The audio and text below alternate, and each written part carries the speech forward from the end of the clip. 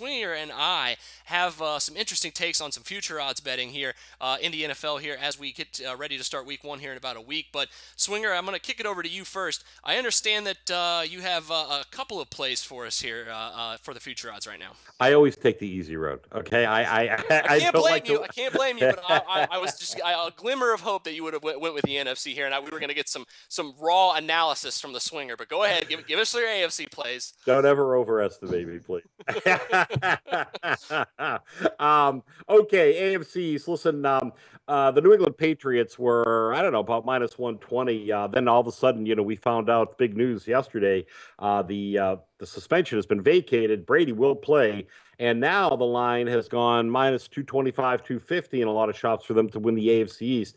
But you know what? There's still a flat line hanging around at Bovada minus 150. And I'm just thinking to myself, really, aside from the Bills, I don't have any faith in the Dolphins. The Jets are the Jets.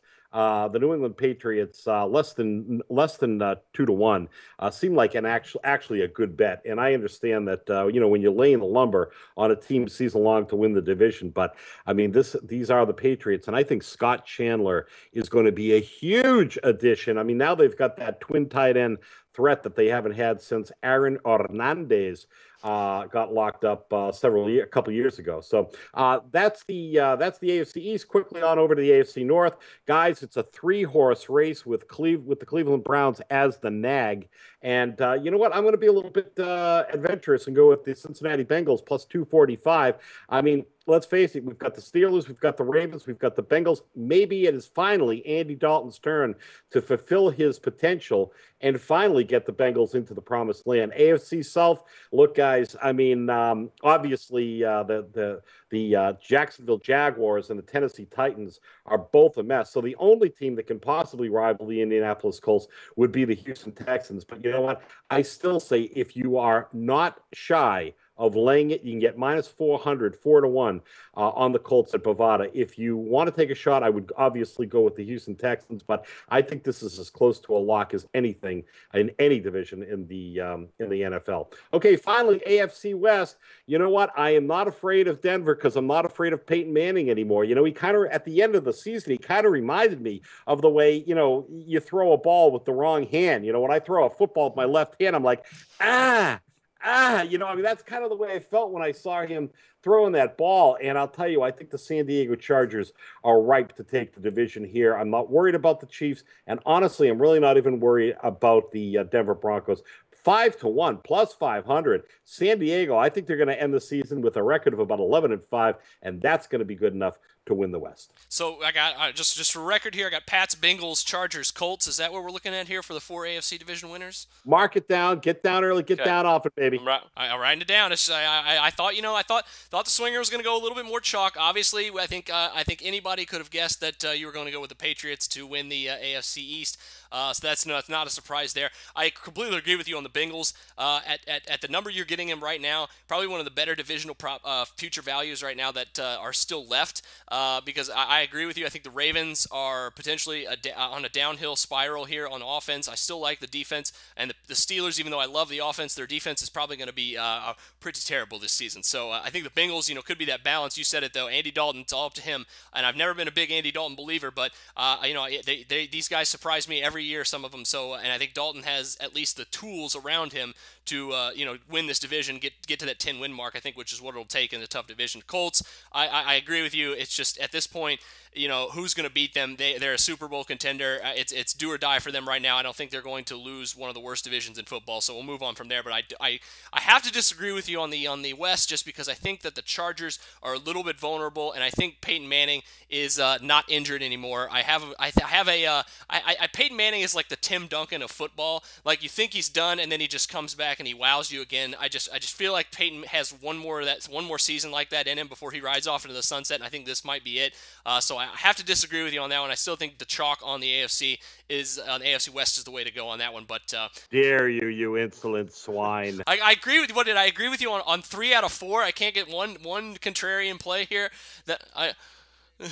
All right, well, speaking of contrarian plays, I want to know what you think about this one here. I have my one best bet here on the future odds. I'm going a little off the board here, but I think there's value in it nonetheless, and that is the Minnesota Vikings to make the playoffs at 3-1. Let me just give you a little explainer here for that one. You know, you've said it already on this call that you're not a believer in the Detroit Lions. That means the Minnesota Vikings, in your mind and my mind, should probably be the second best team in the NFC North. A very good division. So let's just keep that in mind. They still play in a tough division. However, if you're assuming, let's just say for argument's sake, your NFC winners, you have the four chalk favorites to win each division, and then you're looking at just a few other teams that really can compete with the Minnesota Vikings if they're a 9 or 10 win football team this season, and which I think they are. Their offense is young and very good with AP back. If he's got anything left in the tank, this defense has a lot of upside with a lot of young guys who are within their second or third year. They were first round picks. I think if everything comes together for this Minnesota Vikings team, they could easily get second place in the NFC North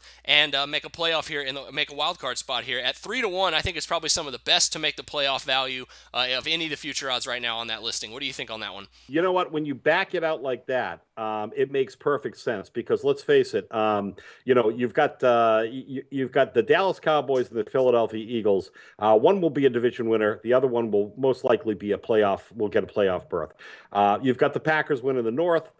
Who gives a damn who wins the South? It won't matter because anyone that comes second best is going to be far from the playoffs. Yep. And let's say we've got Seattle winning the West. So basically now what you have is you've got the Lions, the Vikings, the Cardinals, and the Niners in the hunt for that second wild card spot. Again, assuming Philadelphia or Dallas is the other wild card berth. And you know what? At 3-1, when you back it out and you look at it that way, yeah, it makes good sense. I like it. Good logic. I mean, it's you look at the teams they're going to be competing with. Like you said, the Lions, the Cardinals, possibly the Cowboys, or who. I think the Eagles are going to win the East. I'll just go ahead and say that. So I think it's going to be the Cowboys.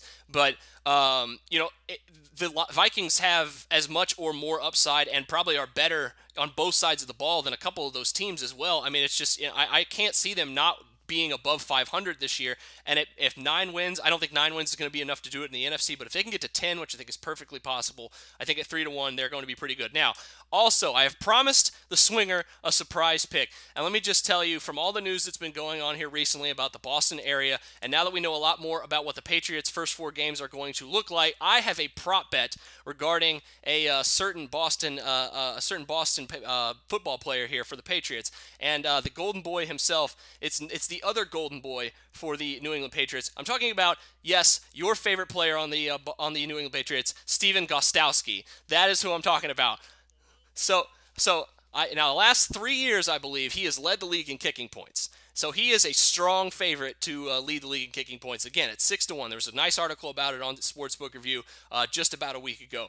So I recommend you taking a look at it. However, I think that Gostkowski is a fade this year. I think the streak is about to end, and I think his neighbor to the south, Cody Parkey from the Philadelphia Eagles, is going to usurp him this year as the king of kicking in the NFL at 12-1. 12-1, where Gostkowski is at 6-1.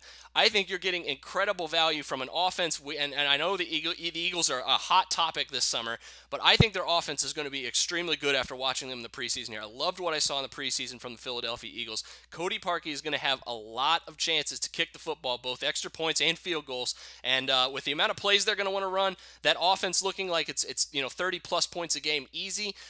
Cody Parkey, I think, is going to upset your favorite Boston football player in Steven Gostkowski. What do you say on it? I say that's a real kick in the ass, Jordan. Okay, yeah. I mean, once again, your logic is meticulous, but if you think I'm going to shy away from 6-1 on my boy, I knew I couldn't get you to change your mind. I knew it. I tried my best, guys, but I'll go with Parkey. We'll make that our gentleman's bet of the season. We'll be tracking kicking points all year because of Swinging Johnson and I, guys. That sounds good, buddy. All right, well, thanks for joining us on this edition. We'll see you back here next week for more of the Swinging and I's favorite NFL plays. Thanks for joining us this time.